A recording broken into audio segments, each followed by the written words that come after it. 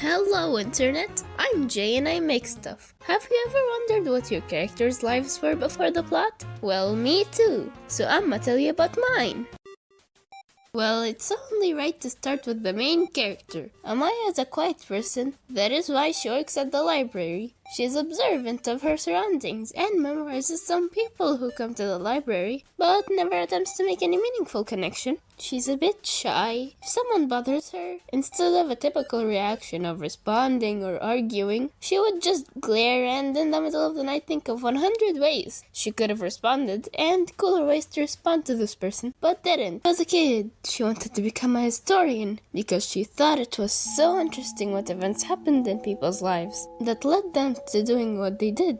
She's interested in events that haven't been documented and think it's horrible to fabricate or hide the truth. She's also interested in what might be the fates of these people after death. Since all the people who did bad things still get regarded as the best people, she hates the idea of amazing people not documenting their tales and taking them to the grave. She sometimes thinks maybe communicating with this is possible, but doesn't really mention it to anyone since that'd be childish. Since we haven't seen ghosts, so they don't exist, probably. Maybe the reason she cares about the dead so much is because of her mother's death. She died when Amaya was 7, and Amaya is currently 19. Her mother always told her stories about the dead and believed in it. Her father worked at a circus. He is a man of science, but he does the job of making effects and props. Her mother was a shadow being, while her father was a human. She is born a human, with nothing special. And so, she uses her smarts as a way to stand out somehow.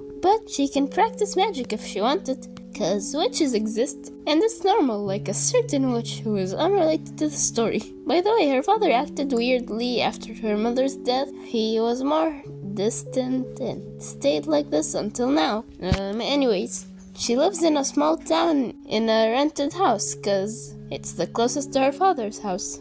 She still cares and loves her father even if they don't talk much anymore. Solar is a close friend of hers. She met her when Solar moved here. She befriended a lot of people, and one of them is Amaya. The two got along cause Solar is open to hearing new things, and Amaya wants to talk about a lot of things, and Solar is actually interested in it, and does try to search stuff so she can try and know Amaya more, and Amaya feels that Solar is honestly plain fun to talk with. Solar does know things about the afterlife, but doesn't talk about it much. Amaya doesn't interact much with her roommate, but they both have some nice moments, like how she tells him about the old machines and how they worked, and it inspires him to use new techniques. She knows some information about royalty and their old stories, but she feels that it has some lies in it, but hides this cause, well, jail. Anyways, she admires the old castles and how they were built. And she does hear that the crystal shard from the Crystal of Knowledge is in an abandoned castle. But she didn't really care. Solar is the complete opposite, and you can feel it.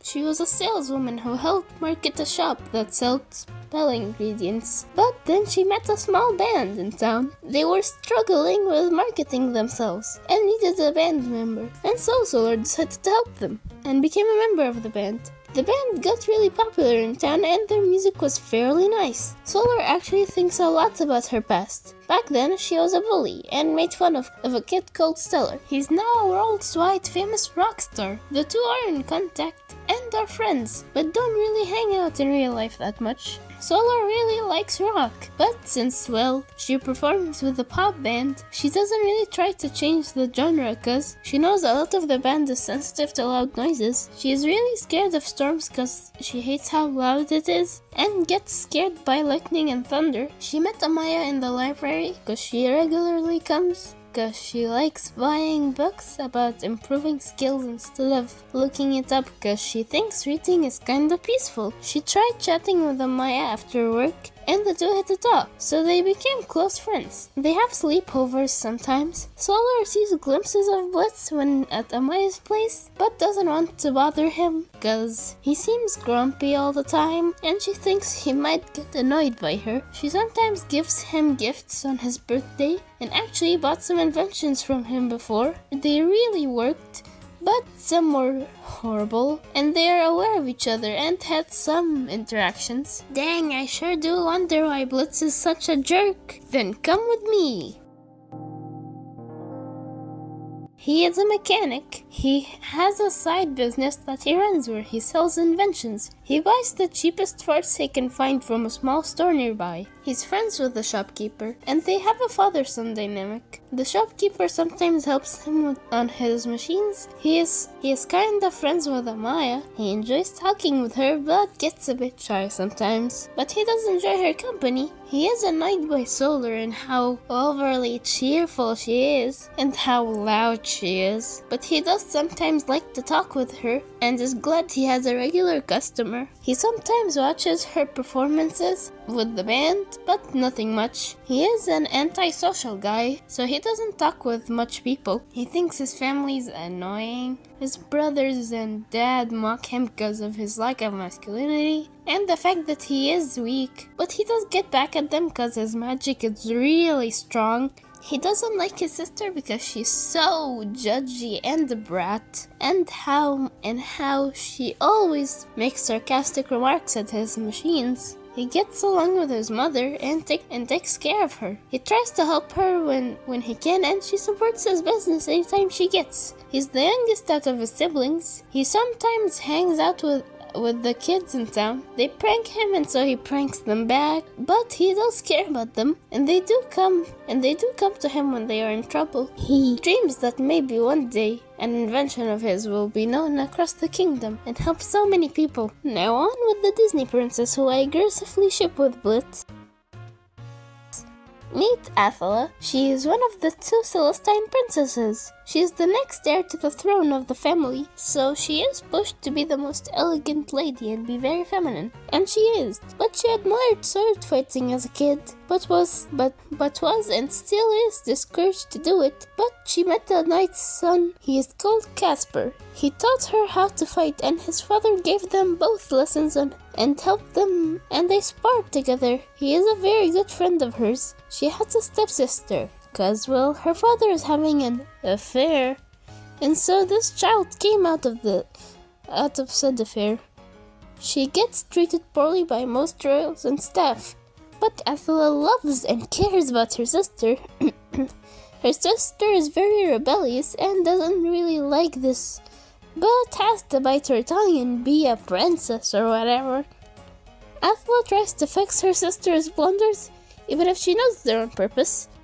Athela likes making clothes and actually wants to be a tailor, but that isn't an option for a princess. She has to be ready to rule, not make clothes. That's why they hire people to do these types of jobs. Athela is upset by that, but makes clothes in secret and sells them under a fake name, and is glad to do her hobby. She is really into fashion and always tries to look her best. She's always been forced to go to certain places over the worlds, but she's always been forced to never stray away or go to any local disgusting areas unless it's for publicity or something. But she wants her own life. She wants to travel and she wants to visit a lot of places and have fun. But being a princess is preventing her from doing that, which really bothers her. She really does want to live up to her family name and be recognized as a great ruler, but she wants to be her own person and live her life. But oh well. She does hang out a lot with the knights and does secretly teach them new techniques in fighting, and also helps the maids out sometimes. She is very close with the royal tailor, and they do talk about fashion and give each other tips. And heck, the tailor lets Athela borrow cloth for her own things, and does help her when she can't do something or is struggling. So yeah, that's all the characters. I hope this video isn't too much like the last one. Thanks for all the support. By the way, I'm doing a Q&A, So if you have any questions for these characters, ask them in the comments or in this community post. That's all, folks.